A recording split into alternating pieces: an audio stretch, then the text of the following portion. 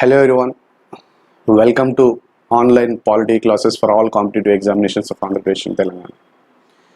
Before starting today's video, I would like to say something about the preparation strategy of polity. Old aspirants they might have some idea as to how to prepare the polity, and new aspirants వచ్చేసినట్లయితే sometimes కొంతమందికి wrong notion ఉంటుంది.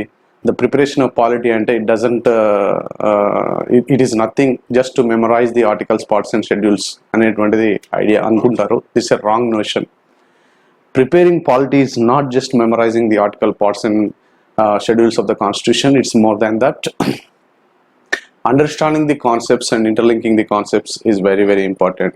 భావాలను అర్థం చేసుకోవడం, ఆ భావాల మధ్య సంబంధాన్ని establish చేయడం అనేటువంటిది important. Once you understand the concepts and once you are able to interlink the concepts and the memorizing the articles becomes very easy. No need to put extra effort for memorizing the articles. In fact, the automatic subconscious mind lo store avutundi. If you try to dig deep into the concepts, so automatically articles avanni kuda nee memory lo store అయిపోతాయి. Nothing to worry more. ఎందుకంటే ఈ మధ్యకాలంలో recent trend కనుక చూసినట్టయితే ఇంతకుముందు only civil సర్వీసెస్లో ఆ trend ఉండేది. సివిల్ సర్వీసెస్ ఫిలిమ్స్లో they never ask the questions based on the articles, అంటే which number article tells what అనే type of questions they don't ask. Previously state level ఎగ్జామినేషన్స్లో there was a trend that some the good number of questions were asked from the which article says what అనేటువంటి type of questions ఉండేది based on the memory. But now the things have changed drastically. In every examination, even in police constable examination, they are asking the concepts. But it is not memorization, it is interlinking and understanding the concepts helps you to crack any examinations with respect to the polity subject. And this principle applies to all other subjects as well. Politics matram adi very important, not memorization. Mere memorization help avadu. మీరు ఖచ్చితంగా కాన్సెప్ట్స్ని తరోగా అర్థం చేసుకోవాలి, interlink చేయగలగాలి. Thanks means let's get started our today's video on fundamental rights. The fundamental rights are very important part of Indian constitution. మనం constitution అర్థం చేసుకోవడానికి కానీ లేదా ఎగ్జామినేషన్ పాయింట్ ఆఫ్ వ్యూలో కానీ some 2 to 3 questions in every examination are coming from this chapter. And it is also equally important in understanding the constitution as a whole and its relevance to the everyday life. Without fundamental rights, the constitution will have no rights in modern life. Modern life lo elanti relevance undakapoyedi. Constitution అనేటువంటిది becomes a useless document if without these fundamental rights అని మనం చెప్పొచ్చు. అంత importance ఉంది fundamental rights కి. The fundamental rights are included in part 3 of Indian constitution. భాగం 3లో part 3లో మన ఫండమెంటల్ రైట్స్ ఇంక్లూడ్ చేయబడ్డాయి ఫ్రమ్ ఆర్టికల్ నెంబర్ 12 to 35.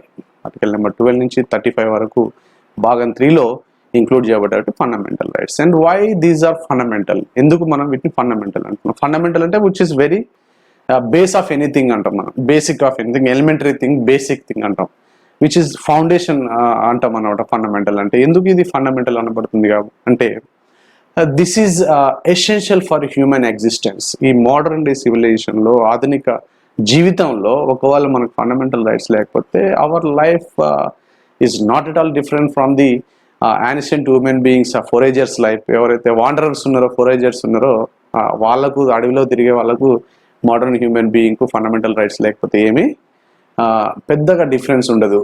కాబట్టి హ్యూమన్ ఎగ్జిస్టెన్స్కి, ఈ మోడర్న్ సివిలైజ్డ్ హ్యూమన్ బీయింగ్ ఎగ్జిస్టెన్స్కి ఫండమెంటల్ రైట్స్ అనేటువంటి చాలా ఇంపార్టెంట్, చాలా ప్రాముఖ్యతని కలిగి ఉన్నాయి. అవి లేకపోతే ఇదంతా పాసిబిలిటీ కాదు. ఈ హ్యూమన్ ఎవల్యూషన్ ఈ స్థాయికి ఇంత వేగంతో, ఇంత పేస్ తోటి, ఇంత స్పీడ్గా వెళ్ళడానికి ఫండమెంటల్ రైట్స్కి సంబంధం ఉందని చెప్పేసి అర్థం చేసుకోవాలి. Let us first define the fundamental rights. Fundamental రైట్స్ని మనం ఫస్ట్ డిఫైన్ చేయాలి. ప్రాథమిక హక్కులు అంటే ఏందనేటువంటిది నిర్వచించాల్సినటువంటి అవసరం ఉంది. The fundamental rights are guaranteed by the constitution can be enforced by the individual against the state to ensure human existence. మూడు విషయాలు ఉన్నాయి ఫండమెంటల్ రైట్స్ లో. They are guaranteed by the constitution. ఇంకో రకంగా చెప్పాలంటే why fundamental rights are fundamental అంటే they are guaranteed by the fundamental law of the land. What is the fundamental law of the land? ప్రాథమిక చట్టం ఏంది?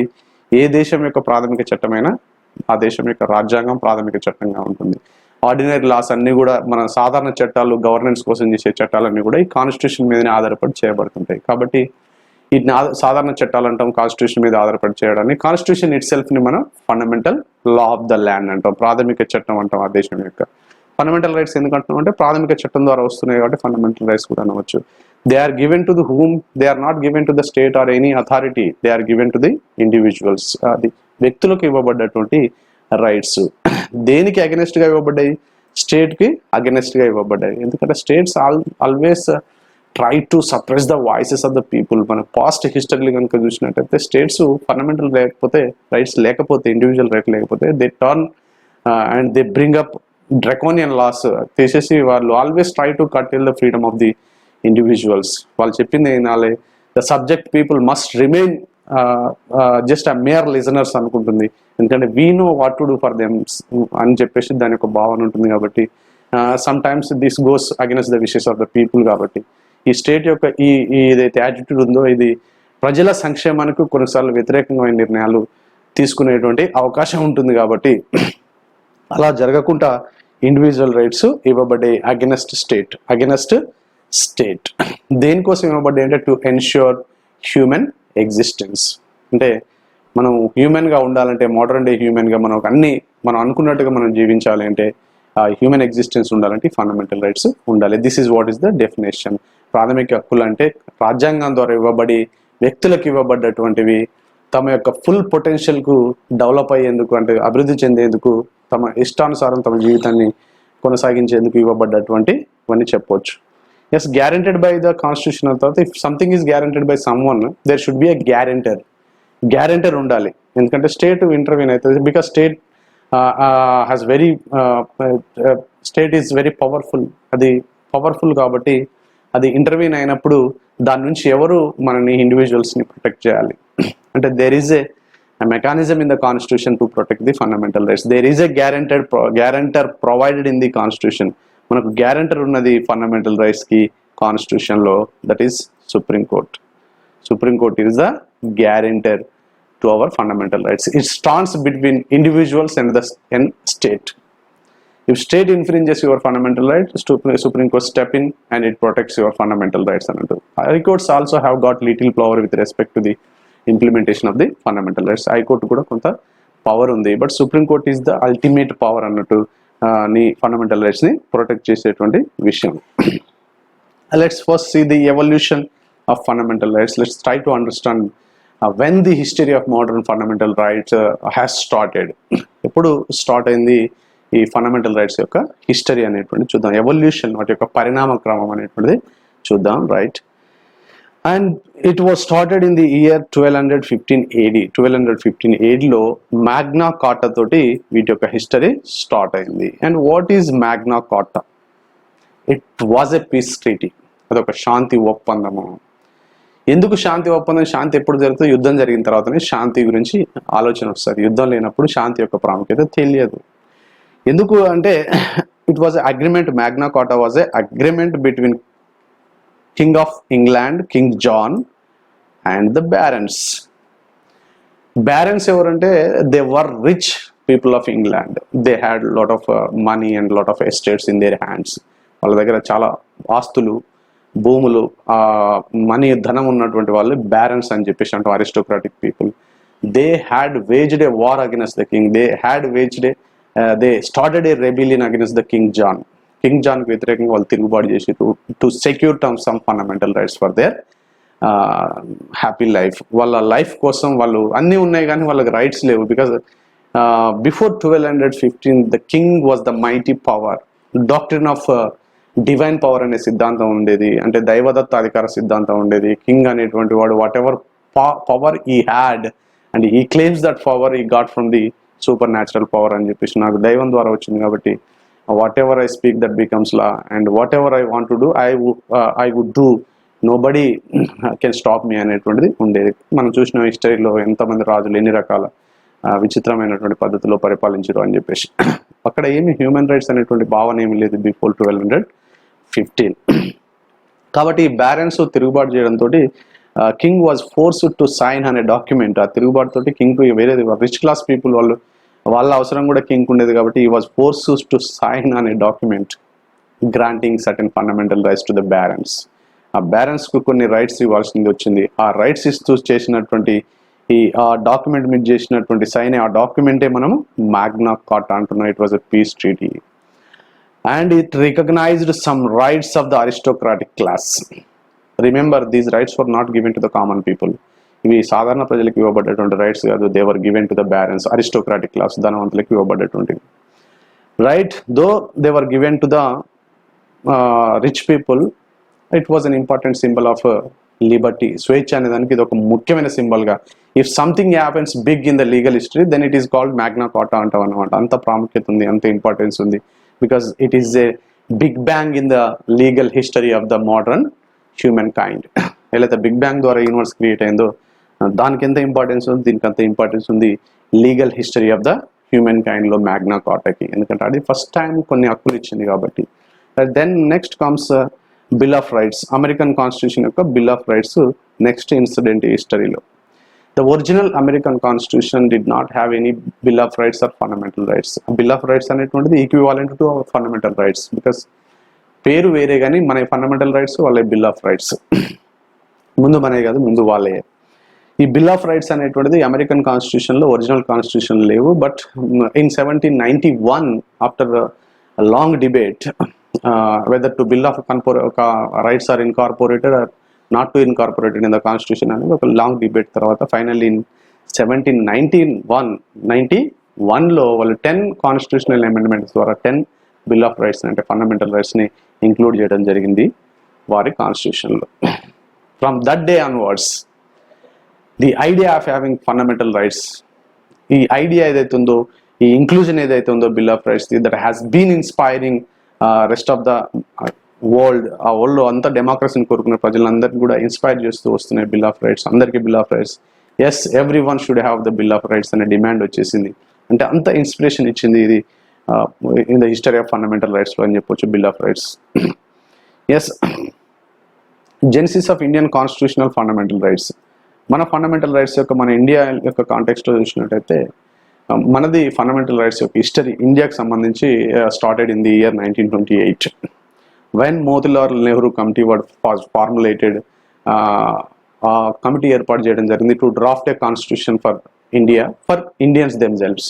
India వాళ్ళే India కోసం constitution తయారు చేయడానికి అపాయింట్ చేసినటువంటి కమిటీ, ఆల్ పార్టీ మీటింగ్లో అపాయింట్ చేసిన committee Motilal Nehru committee. First అది help that effort to be, అంటే fundamental rights to be guaranteed to the to be guaranteed in such a manner that they cannot be withdrawn in any situation.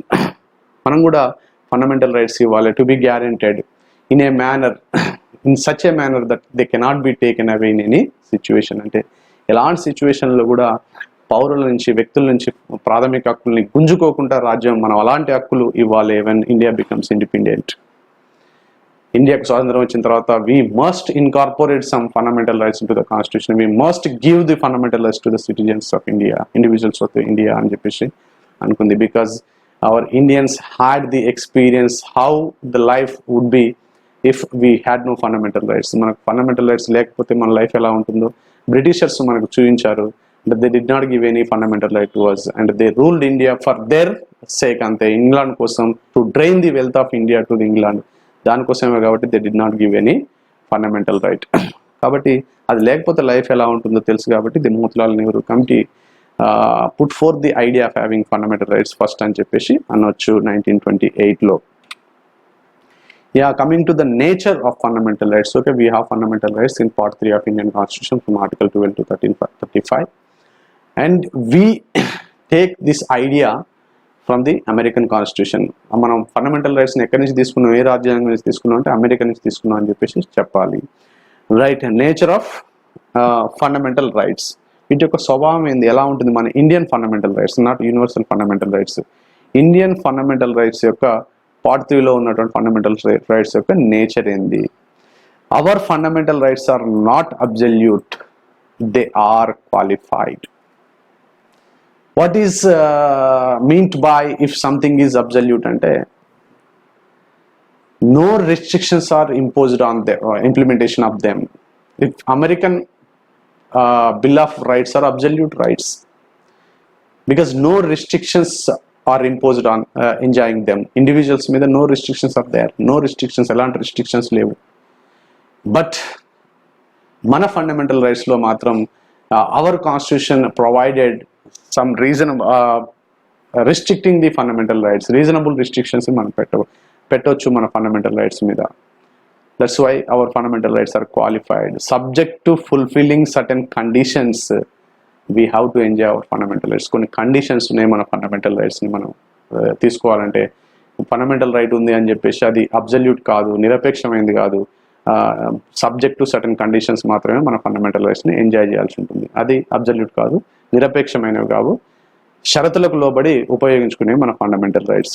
Next justiciable. Our fundamental rights are justiciable. What is justiciable అంటే if something has protection from the court, న్యాయస్థానాల్లో రక్షణ ఉంటే దాన్ని justiciable అంటాం. Unlike preamble of Indian constitution and part 4 directive principles of state constitution తీసుకున్నట్టయితే they are not justiciable, they are non justiciable. You cannot go to the court and get the preamble implemented. ప్రియాంబుల్ని implement చేయమని కోర్టుకు పోలేము, and ఆదేశిక సూత్రాలను implement చేయమని కూడా కోర్టుకు పోలేము, because they are non justiciable. Understand? But the fundamental rights are justiciable and defended and guaranteed by the SC. మనం ఇంతమందికి ఆల్రెడీ డిస్కస్ చేసినాం. ఎవరు డిఫెండ్ చేస్తారు? And Supreme Court stands between individuals and the state అని చెప్పినాం. వ్యక్తులకు మరియు రాజ్యానికి మధ్యలో సుప్రీంకోర్టు ఉంటుంది ఫండమెంటల్ రైట్స్ ప్రొటెక్ట్ చేయడానికి. And not sacrosanct or permanent. Not sacrosanct or permanent. ఇవి సాక్రోసాంక్ట్ కాదు, పర్మనెంట్ కాదు. వాట్ ఈస్ సాక్రోసాంక్ట్ అంటే if something above all, something is above all, ఒకటి ఏదైనా అన్నిటికంటే అత్యున్నతమైనప్పుడు దాన్ని సాక్రోసాంక్ట్ అంటాం. Our fundamental rights are not sacrosanct, right? That means to some extent we can say that our constitution is sacrosanct with respect to the administration of India. రాజ్యాంగం అత్యున్నతమైనది, not fundamental rights. అత్యున్నతమైనవి, పరమ పవిత్రమైనవి కావు. And they are neither permanent. అవి శాశ్వతమైనవి కూడా కావు. Because and we had 7 fundamental rights when our constitution started implementing in 1950. అప్పుడు మనకు ఫండమెంటల్ రైట్స్ ఉండే. అప్ టు ద 1978 వరకు we had 7 fundamental rights. Now we have only 6 fundamental rights. That means 1 fundamental right is removed from the part 3 of the constitution. ఒక fundamental right, ప్రాథమిక హక్కు ఈ భాగం 3 నుంచి తొలగించబడేది, that is right to property. రేపు ఇంకా వేరే రైట్స్ కూడా రిమూవ్ చేయవచ్చు, చెప్పలేము, మారుతున్న సర్కమ్స్టాన్సెస్. కాబట్టి they are not permanent. Parliament, Supreme Court కలిస్తే మొత్తం రాజ్యాంగాన్ని మార్చవచ్చు. ఫండమెంటల్ రైట్స్ ఏముంది, they are not permanent. Can be suspended during emergency. Emergency provisions ఉన్నాయి ఆర్టికల్ 352, 356, 360లో. ఇంటర్నల్, ఎక్స్టర్నల్, ఫినాన్షియల్ ఎమర్జెన్సీ అంటే అంతర్గత, బహిర్గత మరియు ఆర్థిక అత్యవసర పరిస్థితులు ఉంటాయి. అంటే when the country is in war mode with neighbouring countries or any other country తోటి వార్లో ఉన్నప్పుడు, and that is emergency situation. ఆ ఎమర్జెన్సీ సిచ్యువేషన్లో నీ ఫండమెంటల్ రైట్స్ అన్నీ కూడా సస్పెండ్ అవుతాయి. యాక్సెప్ట్ ఆర్టికల్ 20, 21 ఆ 2 తప్ప మిగతా అన్ని కూడా సస్పెండ్ చేయవచ్చు. సస్పెండ్ చేసేటువంటి పవర్ పార్లమెంట్కి ఉంది.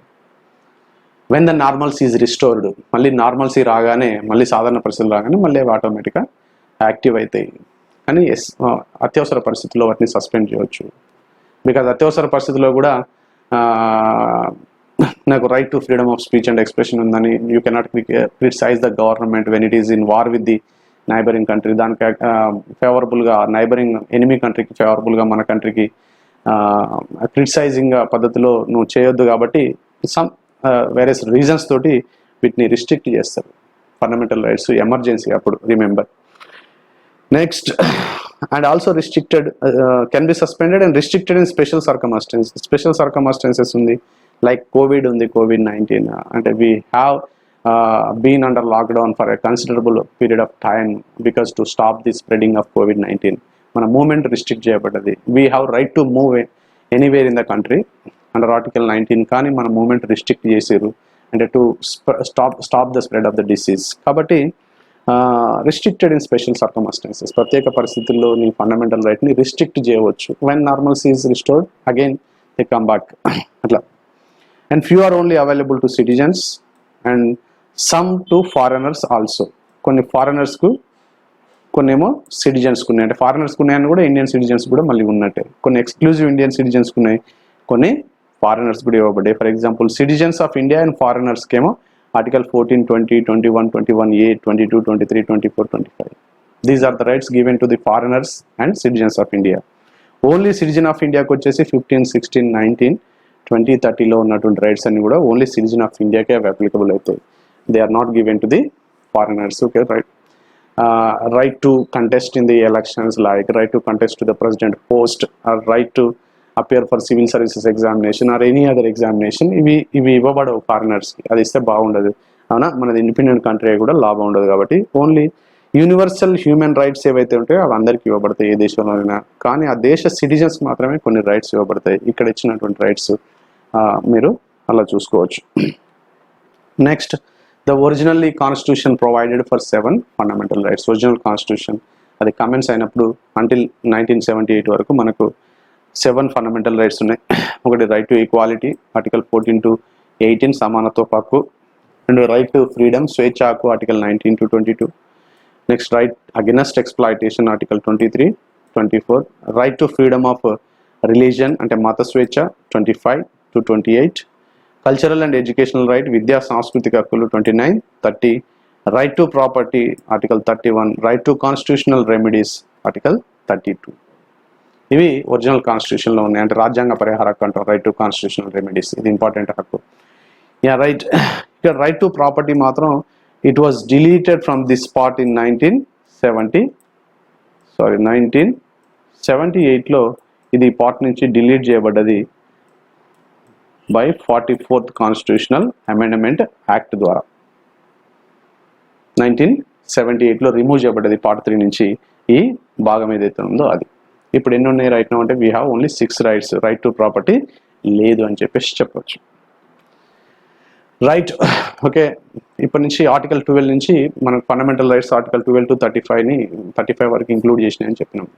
But article 12 does not give you any fundamental right. 12లో ఏ ఫండమెంటల్ రైట్ లేదు, లైక్ రైట్ టు ఈక్వాలిటీ ఏది లేదు 12లో. 14 నుంచి రైట్స్ స్టార్ట్ అవుతాయి. మరి వై 12 ఎందుకు అంటే మనం స్టార్టింగ్లో చెప్పాము, the fundamental rights are given to the individuals against the state.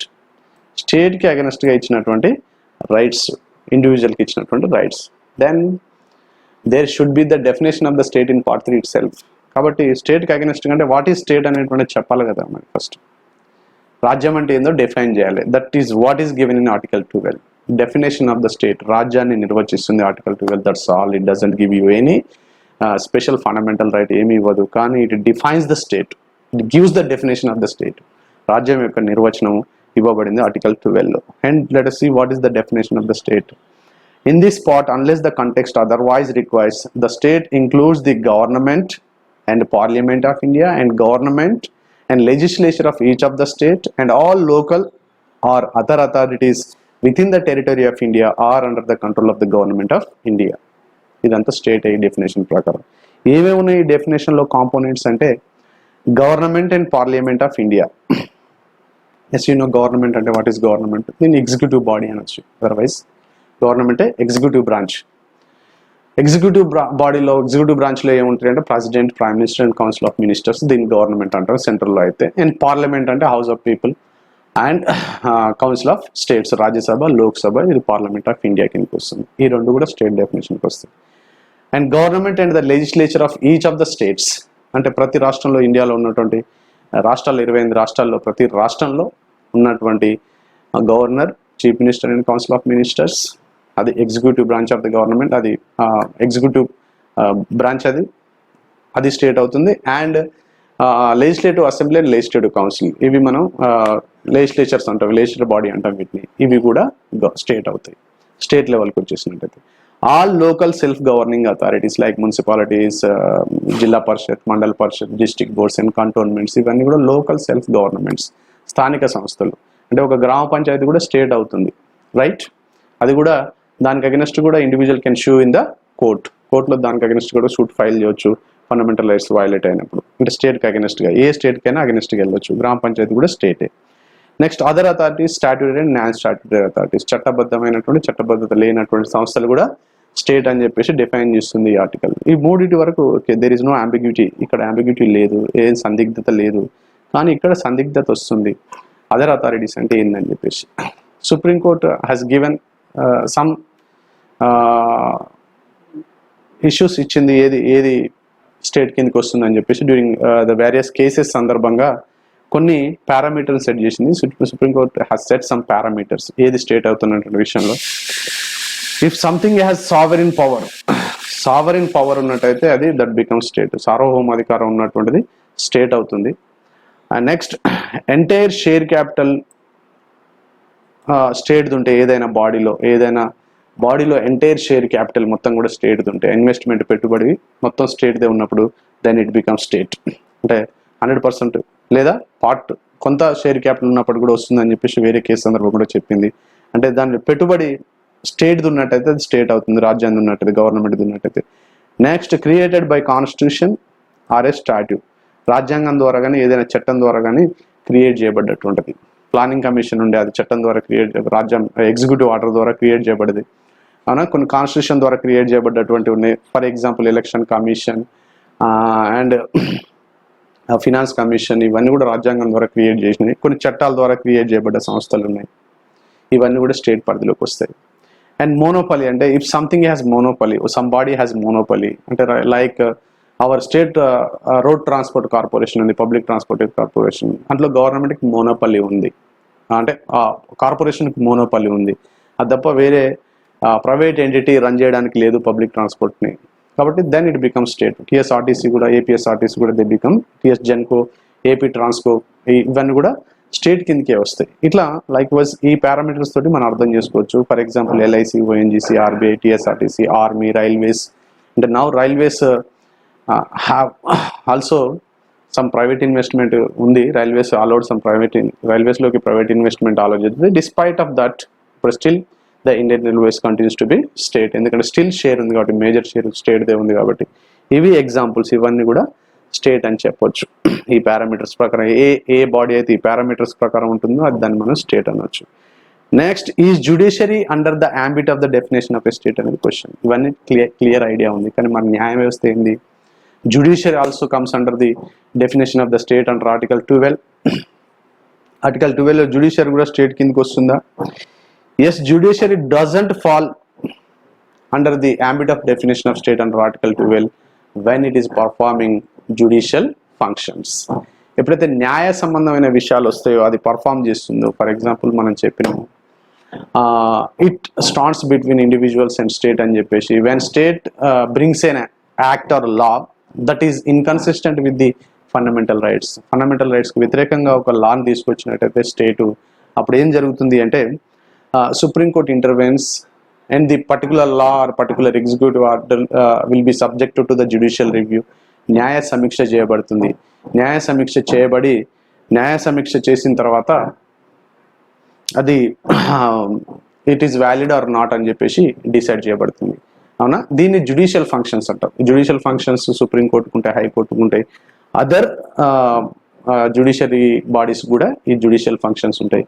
ఈ జ్యుడిషియల్ ఫంక్షన్స్ ఎప్పుడైతే పర్ఫామ్ చేస్తుందో, ఈ జ్యుడిషియల్ ఫంక్షన్స్ పర్ఫామ్ చేసినప్పుడు అది స్టేట్ డెఫినేషన్లోకి రాదు. అడ్మినిస్ట్రేటివ్ ఫంక్షన్స్ కూడా ఉంటాయి జ్యుడిషియరీకి. వాట్ ఆర్ అడ్మినిస్ట్రేటివ్ ఫంక్షన్స్ అంటే ద సుప్రీంకోర్టు కానీ, హైకోర్టు కానీ, అదర్ కోర్ట్స్ కానీ వాటి యొక్క అడ్మినిస్ట్రేషన్లో స్టేటు ఇంటర్ఫియర్ అవ్వడానికి లేదు. They look after their administration themselves, like appointing judges, transferring judges, promoting judges and looking after their pay and allowances.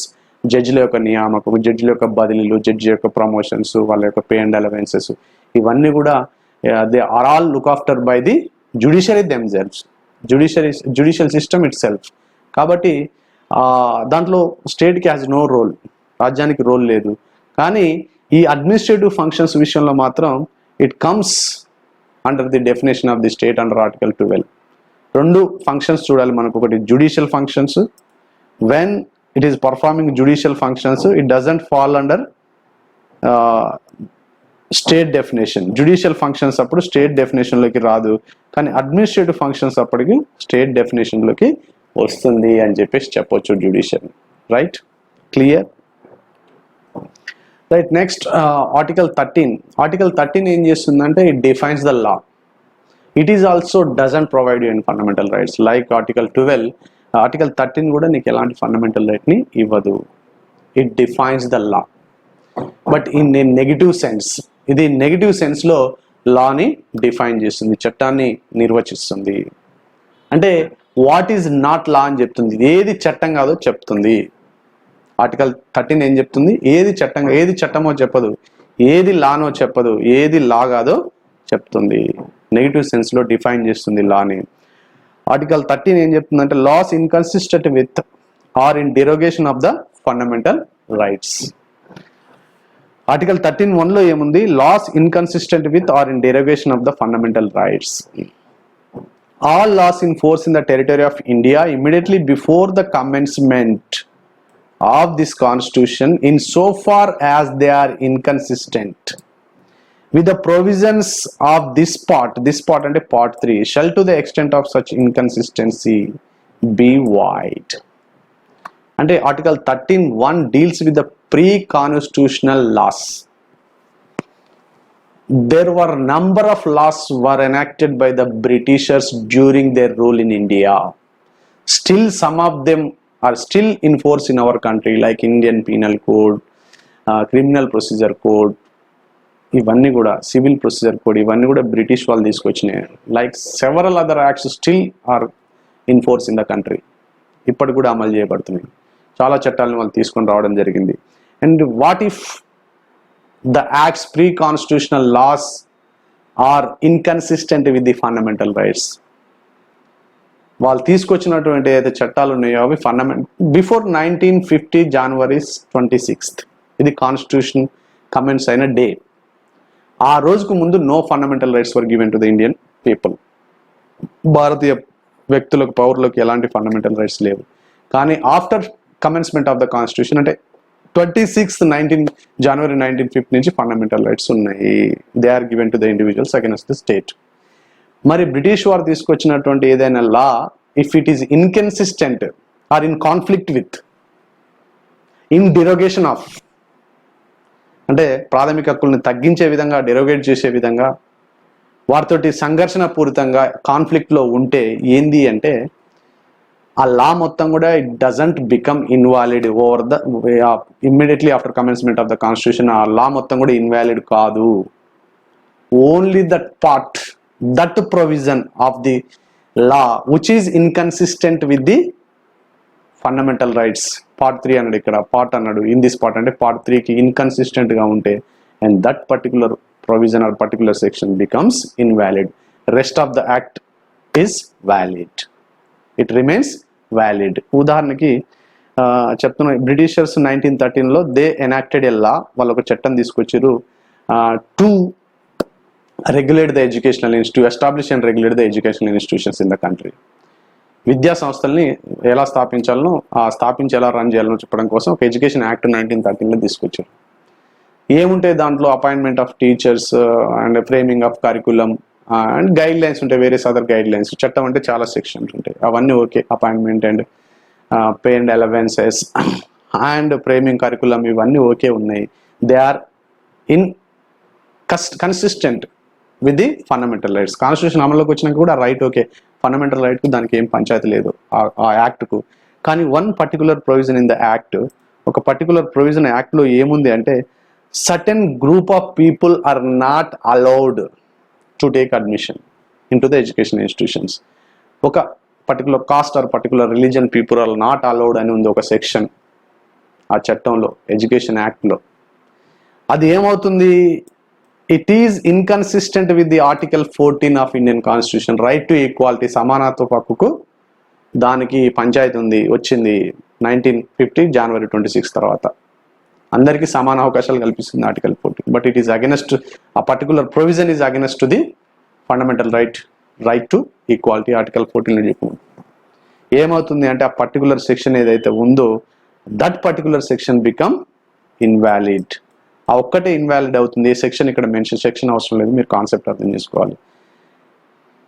Total act okay valid, but ఏదైతే certain group of people are not allowed అనేది అది becomes invalid అని చెప్తుంది. ఇది pre constitutional లాకి సంబంధించింది.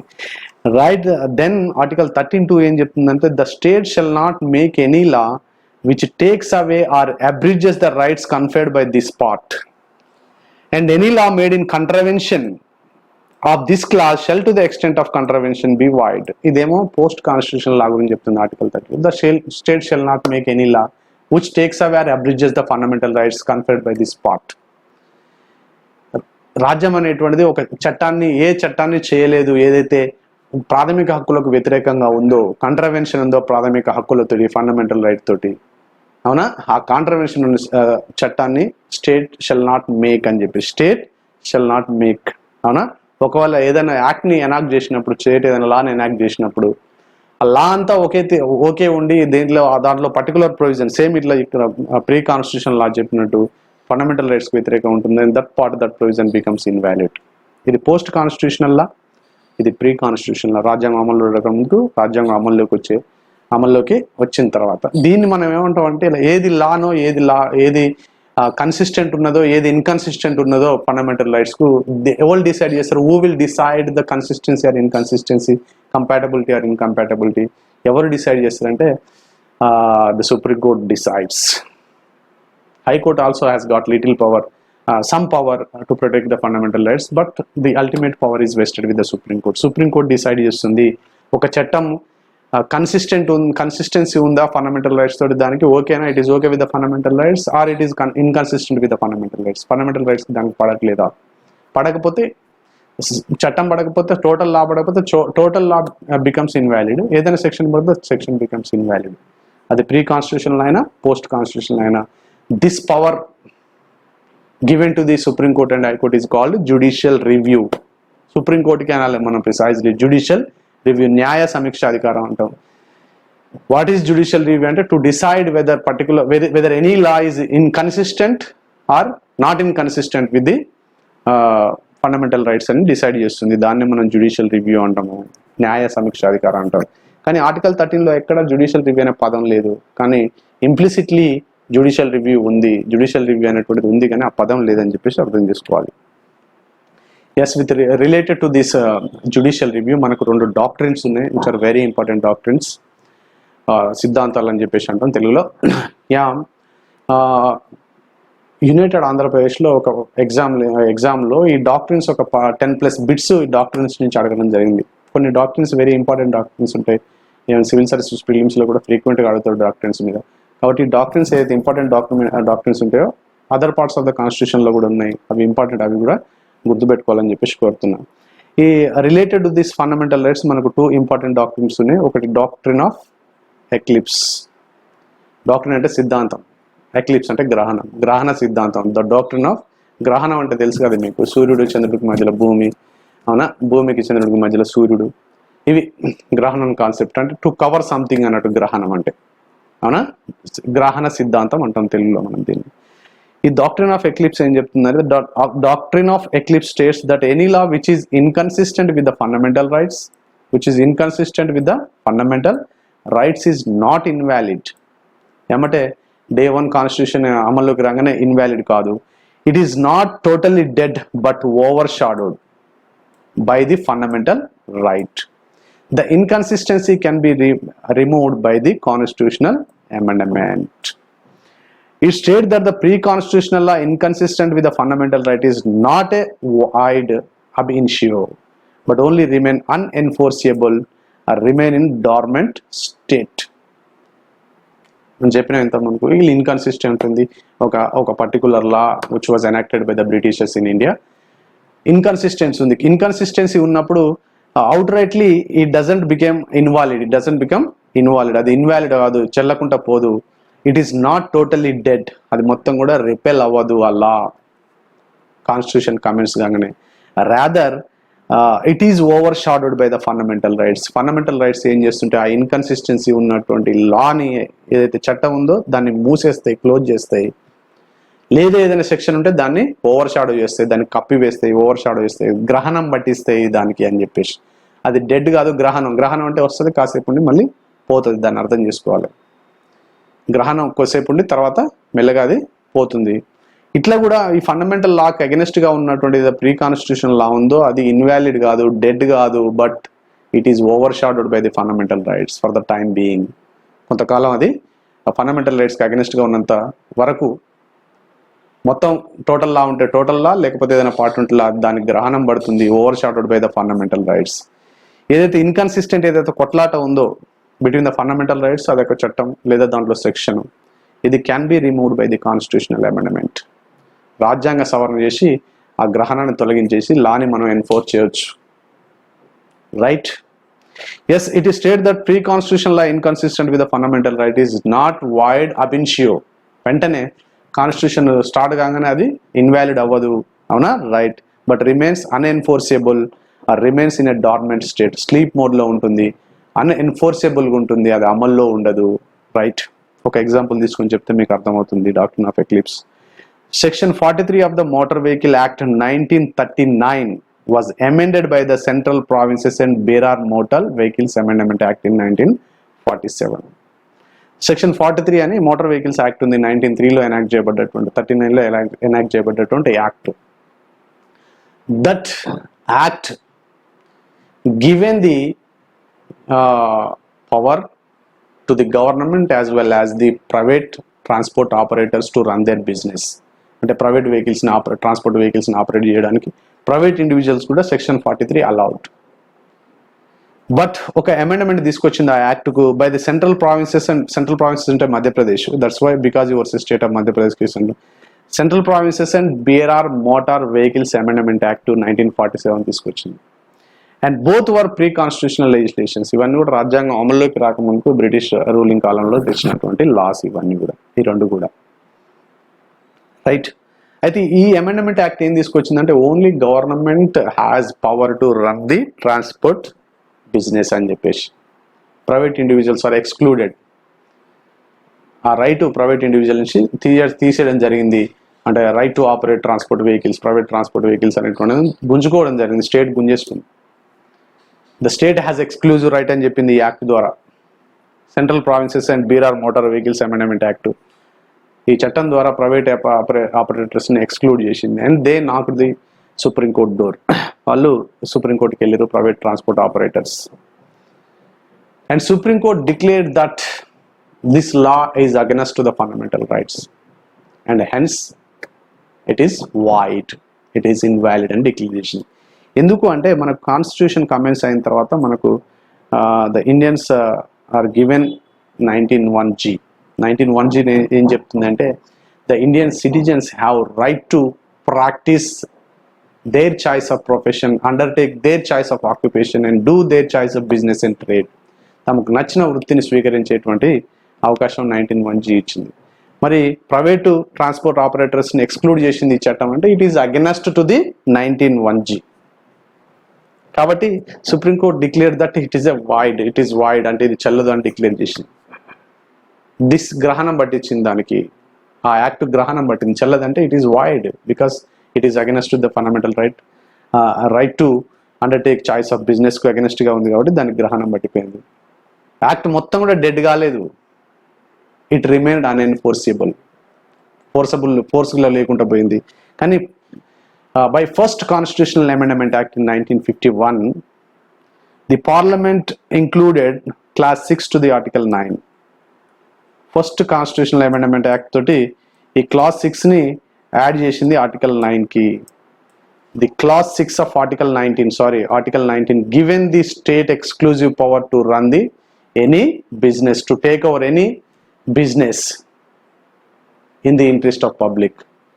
దానికి exclusive right ఉండడాన్ని justify చేసింది క్లాస్ 6 ఆర్టికల్ 19. అది ఫస్ట్ కాన్స్టిట్యూషనల్ అమెండ్మెంట్ తర్వాత మనం చెప్పొచ్చినాం. ఈ ఇన్కన్సిస్టెంట్ ఏదైతుందో can be removed by the constitutional amendment అని చెప్పినాం. రాజ్యాంగ సవరణ ద్వారా ఫస్ట్ కాన్స్టిట్యూషనల్ అమెండ్మెంట్ ద్వారా 1906 ఇచ్చేసి state took over the power of running the transport business exclusively in the interest of public. ప్రజా ప్రయోజనాల రీత్యా స్టేట్ ఏదైనా మోనోపాలిని తీసుకోవచ్చు ఏదైనా బిజినెస్లో అని చెప్పింది. Now the act came in to force, అది ఫోర్స్లోకి వచ్చేసింది, గ్రహణం తొలిగిపోయింది కాన్స్టిట్యూషనల్ అమెండ్మెంట్ ద్వారా. This is what is doctrine of eclipse. I hope you understood. If you you did not understand the topic, and if you have any doubts, shoot your doubt in the comment boxes. నేను reply ఇవ్వడానికి and I try to give more appropriate examples తోటి ఇవ్వడానికి ప్రయత్నం చేస్తా. Right, I hope you understood it. Right, the next is doctrine of సెవరబిలిటీ. Doctrine of సెవరబిలిటీ. సెవరబిలిటీ అంటే సపరేటబిలిటీ, separate చేయడం, separate చేసే సిద్ధాంతం. ఎస్, ఏదైనా ఇన్కన్సిస్టెంట్ ఉంది ఏ యాక్ట్ అయినా, ఇది పోస్ట్ కావచ్చు, ప్రీ కాన్స్టిట్యూషనల్ కావచ్చు, the whole law or act would not be held invalid. Fundamental రైట్స్కి అగెనిస్ట్గా ఉంది, ఇన్కన్సిస్టెంట్ ఉంది, కానీ హోల్ యాక్ట్, ఏదైనా ఒక ప్రొవిజన్ ఉన్నంత మాత్రం మొత్తం చట్టం ఇన్వాలిడ్ కాదని చెప్తుంది. But only provisions of the law or act which are not inconsistency. ఏదైనా లాలో ఒక పర్టికులర్ ప్రొవిజన్ ఫండమెంటల్ రైట్స్కు అగెనిస్ట్గా ఉంది, ఆ పర్టికులర్ ప్రొవిజన్ ఉంది కాబట్టి ఆ లా అంతా ఇన్వాలిడ్ కదా, చట్టం అంతా ఇన్వాలిడ్ కాదు. కానీ ఆ పర్టికులర్ ప్రొవిజన్ ఉంది కదా, ఏదైతే ఫండమెంటల్ రైట్స్ ఉందో అది inconsistent with the fundamental rights, అది మాత్రం ఇన్వాలిడ్ అవుతుంది. రిమెంబర్, ఆ ప్రొవిజన్ మాత్రం ఇన్వాలిడ్ అవుతుంది. This is what is the doctrine of severability. దీన్ని doctrine of severability or separability అంటాం. మన ఎగ్జాంపుల్ తోటి మనం అర్థం చేసుకునే ప్రయత్నం చేద్దాం. A K Gopalan versus state of Madras కేసులో the supreme court held that in case of repugnancy to the కాన్స్టిట్యూషన్కి అగెనిస్ట్గా ఉంటే ఓన్లీ ద రిపగ్నెంట్ ప్రొవిజన్, ఆ యాక్ట్ అంటే చాలా సెక్షన్స్ ఉంటాయి, చాలా ప్రొవిజన్స్ ఉంటాయి. ఆ యాక్ట్లో ఉన్నటువంటి రిపగ్నెంట్, అదే కాన్స్టిట్యూషన్కి అగెనిస్ట్గా ఉన్నటువంటి provisions of the impugned act. Impugned అంటే not inconsistent with the constitution. Impugned act, చల్లని act, will be void and not the whole of it. ఏదైనా repugnant provision that is against to the fundamental rights ఉంటే, వ్యతిరేకమైన fundamental రైట్స్కి వ్యతిరేకమైన provision ఉంటే ఆ provision మాత్రమే చెల్లదు, కానీ యాక్ట్ మొత్తం కాదు. The whole act is not invalid, only the provision becomes invalid. It was held that accept section 14 all other sections of the Preventive Detention Act 1950 were valid, and section 14 could be severed from the rest of the act. The detention of the petitioner was not illegal. Preventive Detention Act ఉంది అంటే reasons చెప్పకుండా మనకు arrest చేసేటువంటి అవకాశాన్ని ఇచ్చింది ఈ act. ముందస్తుగా arrest చేసేటువంటి యాక్ట్ని ప్రివెంటివ్ డిటెన్షన్ యాక్ట్ అంటాం. టు స్టాప్ ఎనీ అన్లాఫుల్ యాక్టివిటీని ముందే అరెస్ట్ చేయవచ్చు కొంతమంది పర్సన్స్ని. దాన్ని ప్రివెంటివ్ డిటెన్షన్ యాక్ట్ అంటాం. మనం 1950లో తీసుకురాబడ్డది ఈ యాక్ట్. ఈ యాక్ట్లో మనం అరెస్ట్ చేసినప్పుడు మనం ఫండమెంటల్ రైట్స్ మనకున్నప్పుడు fundamental rights habeas corpus writ ద్వారా ఏదైతే ఫండమెంటల్ రైట్ ఉందో రైట్ టు కాన్స్టిట్యూషనల్ రెమెడీలో భాగంగా ఉంటుంది. మనం we will discuss in detail later.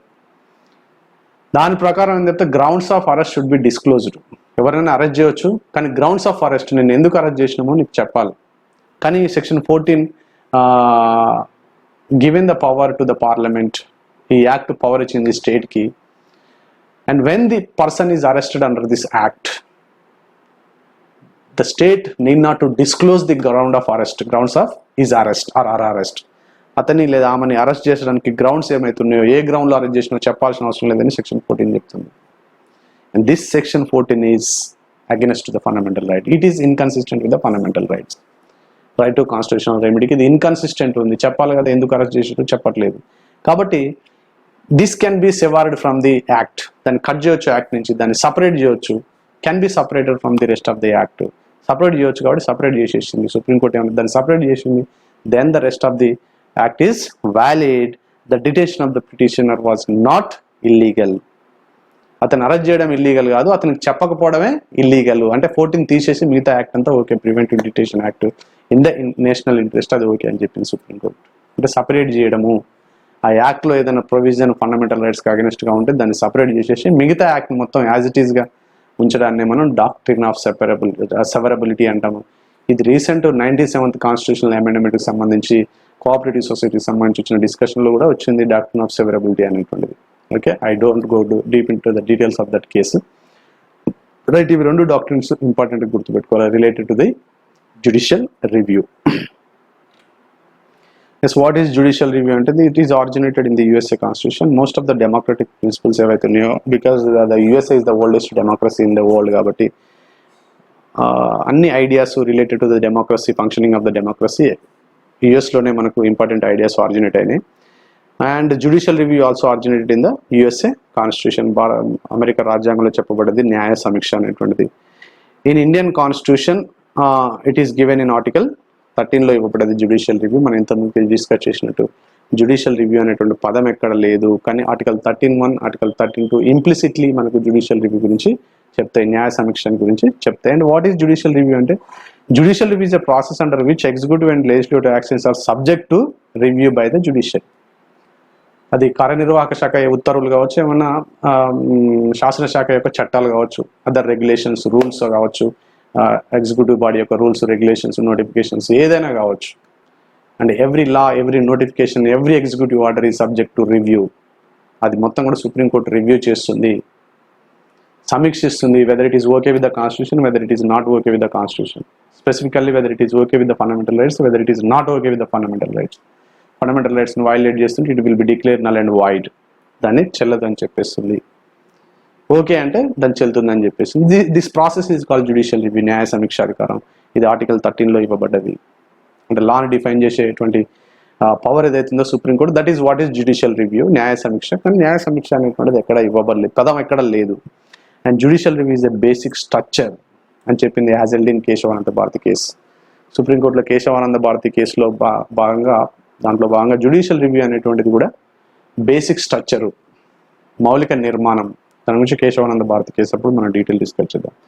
Hence cannot be taken away even by the constitutional amendment. Ordinary లాస్లో ఏమైనా ప్రాబ్లం ఉంటే వాటిని రిపేల్ చేయవచ్చు, కానీ కాన్స్టిట్యూషనల్ అమెండ్మెంట్ తర్వాత ఏదైనా చేస్తే రిపేల్ చేయొద్దు అని చెప్పేసి మనం ఇంతకుముందు చెప్పుకున్నాం. ఏదైనా డాక్ట్రిన్ ఆఫ్ ఎక్లిప్స్ దాన్ని కూడా మనం కాన్స్టిట్యూషనల్ అమెండ్మెంట్ తోటి తీసేయచ్చు అని చెప్పుకున్నాం. కానీ జ్యుడిషియల్ రివ్యూ అనేటువంటిది it's a part of basic structure, అది మౌలిక నిర్మాణంలో భాగం. కాబట్టి కాన్స్టిట్యూషనల్ అమెండ్మెంట్ తోటి కూడా సుప్రీంకోర్టుకు ఉన్నటువంటి జ్యుడిషియల్ రివ్యూ అనేటువంటి పవర్ తీయడానికి పార్లమెంట్కి వీల్లేదు అని చెప్పింది. That is the importance of judicial review, న్యాయ సమీక్ష అధికారం. Next thing is amendability of fundamental rights. Fundamental రైట్స్ని అమెండ్ చేయవచ్చా, సవరించవచ్చా? వెదర్ ద వర్డ్ లాని డిఫైన్ చేసింది ఆర్టికల్ 12, ఆర్టికల్ 13(2)లో డిఫైన్ చేయబడ్డటువంటి law includes the constitutional amendment act or not. అంటే ordinary law, constitutional amendment act, రాజ్యాంగ సవరణ చట్టము, సాధారణ చట్టం ఒకటేనా? ఆర్టికల్ 13(2)లో చట్టంకి ఇచ్చినటువంటి నిర్వచనం, డెఫినేషన్ ఏదైతే ఉందో అది కాన్స్టిట్యూషనల్ అమెండ్మెంట్కి కూడా వర్తిస్తుందా? Whether it is applicable to the constitutional amendment, this is what is question. N number of times అది సుప్రీంకోర్టుకు వచ్చింది ఆ క్వశ్చన్. లా అనేటువంటిది ఓన్లీ ఆర్డినరీ లాకి, పార్లమెంట్ చేసే సాధారణ చట్టాలకు వర్తిస్తుందా, లేకపోతే constitutional amendment act? What is ordinary law and what is constitutional amendment act మనకు వస్తుంది తర్వాత. రెండు ఒకటేనా? రెండిట్లో లా నిర్వచనం ఒకటేనా, ఈక్వల్గా అప్లికబుల్ అవుతుందా అనేటువంటి question several types came up to the supreme court. ఏం చెప్పింది supreme court various land cases సందర్భంగా? First Shankari Prasad versus union of India 1951లో అండర్ ఆర్టికల్ 368 రాజ్యాంగ సవరణ ఎలా చేయవచ్చో 368లో ఉంది. Parliament can amend any part including fundamental rights. 31A 31Bని యాడ్ చేసింది ఫస్ట్ కాన్స్టిట్యూషనల్ అమెండ్మెంట్ యాక్ట్ ద్వారా. అప్పుడు కోర్టు ఏం చెప్పింది అంటే ఫండమెంటల్ రైట్స్తో పాటు ఏ పార్ట్నైనా అమెండ్ చేసేటువంటి పవరు పార్లమెంట్కి ఉందని చెప్పింది.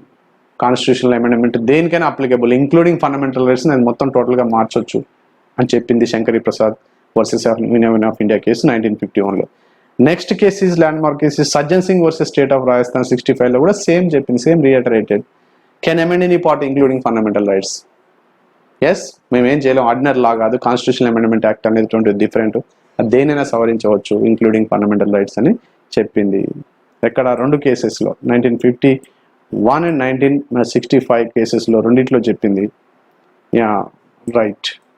Yes, but Golaknath versus state of Punjab case 1967లో it took over U-turn. The judiciary has that given that power to review their ముందు తీర్పుల్ని రివ్యూ చేసుకొని మళ్ళీ వాటిని మార్చుకునేటువంటి పవర్ ఉంది. సుప్రీంకోర్టు చాప్టర్లో మనకు అది వస్తుంది. కానీ గోలక్నాథ్ వర్సెస్ స్టేట్ ఆఫ్ పంజాబ్లో ఏం చెప్పింది, no change can be made in fundamental rights, ప్రాథమిక హక్కులను సవరించే అండర్ ఆర్టికల్ 368 ప్రాథమిక హక్కులను సవరించే అధికారం పార్లమెంటుకు లేదు అని చెప్పింది Golaknath versus state of Punjab కేసులో.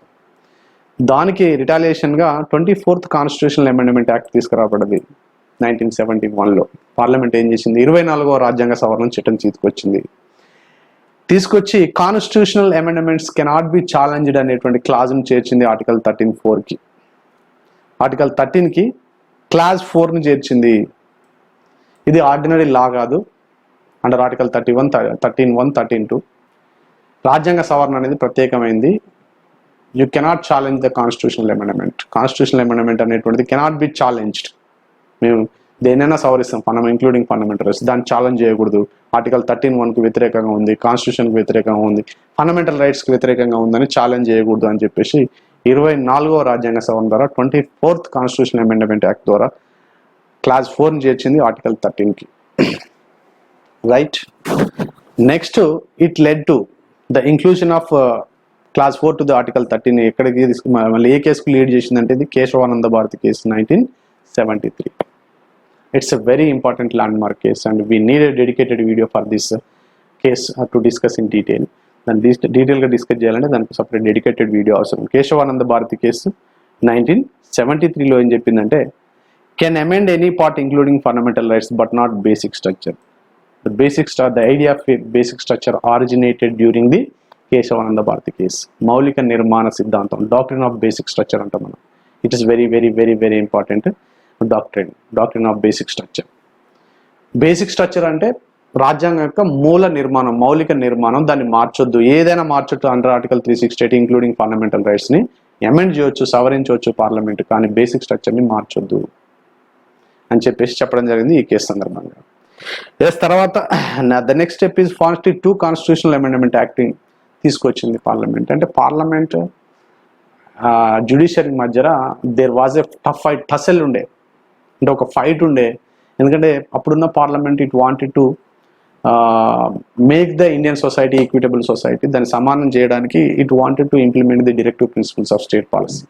ఆర్థిక సూత్రాలను ఇంప్లిమెంట్ చేసే క్రమంలో సెవరల్ ల్యాండ్ సెయిలింగ్స్ యాక్ట్ని తీసుకొచ్చింది. కొన్ని బ్యాంకులని, అదర్ ప్రైవేట్ ఎంటర్ప్రైజెస్ని అది నేషనలైజ్ చేసింది. ఈ నేషనలైజ్ చేస్తున్నప్పుడు there was a contravention between fundamental rights and directive principles of state policy. ఆదేశిక సూత్రాలకు ప్రాథమిక హక్కులకు వైరుధ్యం వచ్చింది. ఆదేశిక సూత్రాలు అమలు చేస్తున్న క్రమంలో ప్రాథమిక హక్కులకు వీటికి వైరుధ్యం రావడం వలన అప్పుడు supreme court had to intervene. Fundamental రైట్స్ని సేఫ్ గార్డ్ చేయడం దాని పని కాబట్టి అది ఇంటర్వీన్ అయింది. దానికి జ్యుడిషియరీకి మరియు పార్లమెంట్కి మధ్యలో ఆదేశిక సూత్రాలకు మరియు ఫండమెంటల్ రైట్స్కి ఉన్నటువంటి కాన్ఫ్లిక్ట్ తోటి జ్యుడిషియరీకి మరియు పార్లమెంట్కి మధ్యలో కాన్ఫ్లిక్ట్ అనివార్యం అయిపోయింది. ఇదే ఈ కేసెస్ యొక్క హిస్టరీ. కేశవానంద భారతి కేసు తర్వాత ఏం చేసింది, 42 కాన్స్టిట్యూషనల్ అమెండ్మెంట్ యాక్ట్ తర్వాత పార్లమెంట్ 42 కాన్స్టిట్యూషనల్ అమెండ్మెంట్ యాక్ట్ అనేది it's a big constitutional amendment act. In fact, it is called a mini constitution. 2/3 of the constitution was changed by this constitutional amendment act. 42వ రాజ్యాంగ సవరణ ద్వారా చాలా ప్రొవిజన్స్ని మార్చడం జరిగింది. మార్చేసి 31(c)ని include చేసింది. దీని గురించి మనం 31A, 31B, 31C ఒకేసారి డిస్కస్ చేయొచ్చు. 368కి క్లాజ్ 4, క్లాజ్ 5ని యాడ్ చేసింది 42 కాన్స్టిట్యూషనల్ అమెండ్మెంట్ యాక్ట్. ఈ క్లాజ్ 4, క్లాజ్ 5 యొక్క సారాంశం ఏంటంటే, we amend nothing doing, no basic structure, we recognise no basic structure. Parliament got every power to amend any part of the constitution, no matter whether that amendment leads to and violates the fundamental rights given in article 14, 19, 21, including article 14లో 19లో ఇచ్చినటువంటి ప్రాథమిక హక్కులకు విరుద్ధంగా ఉన్నాయి మీరు చేసినటువంటి amendments అంటే కుదరదు, మేము అన్ని అమెండ్ చేస్తాం. నో మ్యాటర్ అవి ఒక ఆర్టికల్ 14, ఆర్టికల్ 19కి అగెనిస్ట్గా ఉన్నాయని లేదు అని చెప్పేసి 368(4), 4, 5 క్లాజెస్ని దీనికి చేర్చింది. Nothing doing, no basic structure, we don't recognise the fundamental rights article guaranteed by article 14 and 19. దాంతో మేము చేసిన అమెండ్మెంట్ దాంతో కాంట్రవెన్షన్ ఉన్నా 14, 19కి ఇబ్బంది ఉన్నా we continue to do that. ఎందుకంటే because we wanted to establish the equitable society అని చెప్పేసి, we wanted to distribute the wealth of the nation to each and every one అని చెప్పేసి ఆదేశిక సూత్రాల్లో 39లో చెప్పినట్టు మేము ఫాలో అవుతున్నాం. కాబట్టి వీ అమెండ్ ఎనీథింగ్, అవునా, మాకు ఫండమెంటల్ రైట్స్ని మేము పట్టించుకోమని చెప్పింది. కానీ the supreme court again had to step in. Yes, మళ్ళీ 42 కాన్స్టిట్యూషనల్ అమెండ్మెంట్ యాక్ట్ తర్వాత వచ్చినటువంటిది 1976లో జరిగింది. మినర్వా మిల్స్ కేసు వచ్చింది మళ్ళీ, Minerva Mills versus union of ఇండియాలో. ఇది ఒక మిల్ నేషనలైజేషన్ సంబంధించినటువంటి కేసు. ఏం చెప్పింది మళ్ళీ? It is reiterated. Kesavananda Bharat కేసులో ఏం చెప్పిందో అది చెప్పింది. JR is the basic structure. ఇక్కడ జేఆర్ కూడా లేదని చెప్పింది. క్లాస్ 4 ఏం చెప్పింది? సుప్రీంకోర్టుకు న్యాయ సమీక్ష లేదు, ఏమి లేదు. We don't recognise that. ఈ కాన్స్టిట్యూషనల్ అమెండ్మెంట్ని మీరు ఛాలెంజ్ చేయొద్దు, దాన్ని న్యాయ సమీక్ష చేయొద్దు. కాన్స్టిట్యూషన్కి ఫండమెంటల్ రైట్స్కి అనుకూలంగా ఉందా లేదా అనేది మీకు ఆ రైట్ లేదు. You don't have that right. మేము దాన్ని కూడా తీసేస్తాం అంటే మీరు దాన్ని గుర్తించామని చెప్పింది. కానీ మినర్వా మిల్స్ కేసు సందర్భంగా ఏం చెప్పింది? JR is basic structure. No JR is judicial review అనేది ఆర్టికల్ 13(1), 13(2)లో చెప్పినట్టు అది మౌలిక నిర్మాణంలో భాగము. కాబట్టి you cannot take away by the constitutional amendment అని చెప్పింది. And established harmony between DPSP and fundamental rights. ఆదేశిక సూత్రాలకు మరియు ఫండమెంటల్ రైట్స్ మధ్యలో హార్మోనీ ఉండాలి. They must be a 2 wheels of a single cart. ఒక బండికున్న 2 చక్రాల లాగా ఉండాలి. When the parliament tries to implement the DPSPs, and it should remind the fundamental rights of the individuals. And when it tries to implement fundamental rights, it should it should keep in mind the DPSPs. రెండు చెప్పింది. రెండు కూడా ఒక బండికున్న చక్రాల లాగా ఉండాలి. రెండింటికి మధ్యలో హార్మోనీ ఉండాలని చెప్పింది మినర్వా మిల్స్ కేసులో. అవునా? నెక్స్ట్ 368(4) and 5 42nd amendment దాసుకొచ్చిన వారు స్ట్రక్ డౌన్. అవి కొట్టేసింది. ఎందుకంటే they are taking away the judicial review power సుప్రీంకోర్టు నుంచి, కాబట్టి చెల్లని చెప్పింది. నా ఇప్పుడు మరి ఫైనల్లీ ఏంటి అంటే the parliament can amend any part including the fundamental rights. Are you clear? పెద్ద ఫైట్ తర్వాత పార్లమెంట్ కెన్ జ్యుడిషియరీకి నౌ ఎస్టాబ్లిష్డ్ ఫ్యాక్ట్ ఏంటంటే parliament can amend any part including fundamental rights by constitutional amendment. Constitutional amendment procedure 368లో ఇచ్చారు. ఆ 368లో ఇచ్చిన procedure ప్రకారం ఏదైనా అమెండ్ చేయొచ్చు. But that amendment is subjected to judicial review, will be subjected to judicial review. న్యాయ సమీక్ష చేయబడుతుంది ఆ అమెండ్మెంట్ వ్యాలిడ్ ఆర్ నాట్ అని చెప్పేసి. This is the amendability of fundamental rights. నా ఫండమెంటల్ రైట్స్ని అమెండ్ చేయొచ్చు అని చెప్పొచ్చు, but not basic structure. The originally constitution provided for 7 rights and మనం ఇంతమందికి చెప్పుకున్నాం కదా. Right to equality, right to right against exploitation, right to freedom of religion, cultural and education rights, right to property, right to constitutional remedies. But article 31లో ఇచ్చినటువంటి right to property అనేటువంటిది deleted by 44th Constitutional Amendment Act in 1978. Now the right to property became a legal right under Article 300A in Part 12. Part 3 నుంచి తీసి Part 12 పెట్టారు. Fundamental రైట్గా తీసి legal రైట్గా చేసారు. Right? Now the right to property is no more a fundamental right. From 1978 it became a legal right. మరి what is legal right అనేది కూడా తెలుసుకోవాలి మనం. Yes, what is fundamental right అంటే సింపుల్ థింగ్. ఫండమెంటల్ రైట్ అంటే whatever given in Part 3. Part 3లో ఏదైతే ఉందో అది fundamental right, simple definition. And what is constitutional right అంటే in other parts of the constitution కొన్ని రైట్స్ ఉన్నాయి, అవి కాన్స్టిట్యూషనల్ రైట్స్ అయితే రాజ్యాంగ హక్కులు, ప్రాథమిక హక్కులు. And every fundamental right is a constitutional right, because fundamental rights అన్ని కూడా కాన్స్టిట్యూషన్లో ఉన్నాయి కాబట్టి కాన్స్టిట్యూషన్ రైట్స్ అన్ని ఫండమెంటల్ రైట్స్ అయితే. ఫండమెంటల్ రైట్స్ అన్ని కాన్స్టిట్యూషనల్ రైట్స్ అయితే. కానీ every constitutional right is not a fundamental right. కాన్స్టిట్యూషన్లో అదర్ పార్ట్లో ఇచ్చిన ఫండమెంటల్ రైట్ కాదు కదా. ఫండమెంటల్ రైట్స్ అంటే Part 3లో ఉన్నాయి, కాన్స్టిట్యూషన్ అంటే అదర్ పార్ట్స్ ఆఫ్ ద కాన్స్టిట్యూషన్లో ఉన్నాయి constitutional rights. All fundamental rights ఏమైతే కాన్స్టిట్యూషనల్ రైట్స్ అయితే, బికాస్ ఫండమెంటల్ రైట్స్ అన్ని కాన్స్టిట్యూషన్లో ఉన్నాయి కాబట్టి. బట్ కాన్స్టిట్యూషనల్ రైట్స్ అన్ని ఫండమెంటల్ రైట్స్ కావు. ఇంకొక థింగ్ ఏంటంటే legal rights. All fundamental rights are constitutional rights and all constitutional rights are legal rights. ఎందుకంటే constitution itself is a legal document. అది కూడా చట్టబద్ధ పత్రం కాబట్టి ఏదైతే ఫండమెంటల్ రైట్ అది కాన్స్టిట్యూషనల్ రైట్, ఏది కాన్స్టిట్యూషనల్ రైట్ అది లీగల్ రైట్ అవుతుంది. But vice versa is not true. Legal right అనేటువంటిది అది కాన్స్టిట్యూషనల్ రైట్ అవ్వాల్సిన అవసరం లేదు, అది ఫండమెంటల్ రైట్ అసలే కాదు. రైట్ టు ఇన్ఫర్మేషన్ ఉంది, రైట్ టు ప్రాపర్టీ ఉంది. ఈ రెండు లీగల్ రైట్స్, ఇవి కాన్స్టిట్యూషన్లో లేవు. ఫండమెంటల్ రైట్ కాన్స్టిట్యూషనల్ రైట్ అయితే కాన్స్టిట్యూషనల్ రైట్ లీగల్ రైట్ అవుతుంది, అంటే ఫండమెంటల్ రైట్ కూడా లీగల్ రైట్ అవుతుంది. కానీ వైస్ వర్సా రైట్ కాదు. కాన్స్టిట్యూషనల్ రైట్ ఫండమెంటల్ రైట్ కాదు, అవునా? లీగల్ రైట్ కూడా కాన్స్టిట్యూషనల్ రైట్ కాదు, ఫండమెంటల్ రైట్ కాదు. ఎందుకంటే లీగల్ రైట్ అనేటువంటిది ఇది any time it can be taken away by the parliament దాంట్లో ఏ అమెండ్మెంట్ ఎప్పుడైనా చేసుకోవచ్చు. ఆర్డినరీ లా అని ఎలాగైతే ఎనాక్ట్ చేస్తుందో ఆ పద్ధతిలో ఎప్పుడైనా ఏ చట్టాన్నైనా తీసుకురావచ్చు. రైట్ టు ప్రాపర్టీ విషయంలో ఎంత సీలింగ్ అని ఇవ్వచ్చు, ఎంత పెంచవచ్చు, తగ్గించవచ్చు. టోటల్గా రైట్ టు ప్రాపర్టీని రిపేల్ చేయవచ్చు. ఎందుకంటే because it is a legal right, చట్టబద్ధ హక్కు. రైట్ టు ఇన్ఫర్మేషన్ కానీ రైట్ టు ప్రాపర్టీ కానీ they are not constitutional rights and they don't have immunity against the parliament actions. Parliament actions తోటి వీటికి immunity లేదు, ఫండమెంటల్ రైట్స్కి ఉంది. Right, I hope you understood the video well and next following వీడియోలో మనం fundamental rights గురించి మళ్ళీ discuss చేద్దాం, ఆర్టికల్ 14 ఆన్వర్డ్స్. Thank you.